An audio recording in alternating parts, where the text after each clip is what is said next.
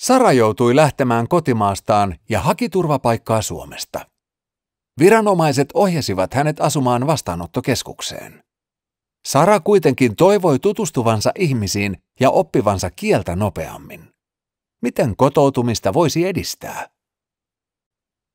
Marian lapset ovat jo muuttaneet pois kotoa ja hänellä on pari huonetta vajaakäytöllä. Maria on tietoinen ympäröivästä hädästä. Miten hän voisi auttaa? Kotimajoituksen tuki ry tuo yhteen Saran ja Marian kaltaiset ihmiset. Kotimajoituksessa majoittaja tarjoaa turvapaikanhakijalle pidempiaikaisen asuinpaikan omasta kodistaan.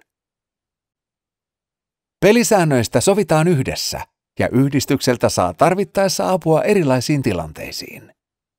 Majoituksesta ei makseta vuokraa, mutta majoittuja vastaa jokapäiväisistä menoistaan.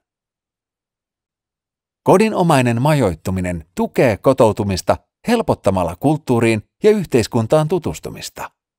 Se on solidaarisuuden osoitus ja tasavertaista yhdessäoloa, josta molemmat hyötyvät. Majoittajana toimimisen lisäksi on muitakin tapoja toimia yhdistyksen vapaaehtoisena.